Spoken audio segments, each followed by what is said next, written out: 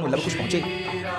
जानकी जी को खबर लगी, व्याकुल हो गए। और उस समय श्री हनुमान जी को तो बांध ही रखा था, उनको भी पकड़ करके जानकी जी के पास ले गए। माँ देखो हम कैसा विचित्र बंदर पकड़ के लाए हैं। और जो हनुमान जी जानकी जी को देखे वो तो दंडवत हो गए, उसी समय गिर गए भूमि में।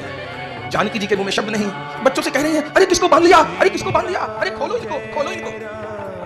लव कुश ने बंधन खोले, जानकी जी के चरणों में हनुमान जी गिर गए। जानकी जी हनुमान जी के सिर पर हाथ फेर रही हैं। बहुत दिनों बाद माँ का वो हाथ हनुमान जी के सिर पे आया, पूछ रही है बेटा कष्ट तो नहीं हुआ।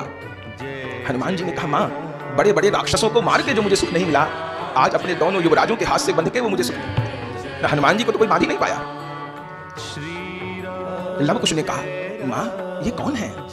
तब जानकी जी ने केवल इतना ही परिचय दिया, बेटा तुम इनको अपना बड़ा भाई मानो। जानकी जी ने सदा अपना बड़ा पुत्र हनुमान जी को ही माना। आपने अयोध्या दर्शन किया होगा, अयोध्या में सबसे ऊंचा स्थान कौन सा है? राम जन्मभूमि और कनक भवन और दशरथ महल, सबसे ऊंचा स्थान अयोध्या में कौन सा है? हनुमानगढ़ी।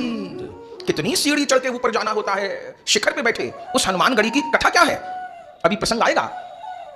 अयोध्या का राजा लव कुश को नहीं बनाया श्री राम ने। पहला अधिकार तो बड़े बेटे का होता है ना। जानकी जी बड़ा बेटा हनुमान जी को मानती हैं, लव कुश को नहीं। तो बड़े बेटे को सबसे ऊंचा स्थान दिया। जो हनुमानगढ़ी के हनुमान जी हैं वो भगवान श्री राम के द्वारा स्थापित है। भगवान उनका राज तिलक किए हैं। अयोध्या के राजा श्री राम के पश्चात हनुमान जी हैं। तो जानकी जी ने इतना ही कहा था कि तुम इनको अपना बड़ा भाई मानो। तब तो लव कुश प्रणाम किए, बड़ा भाई मानो माने कह दिया।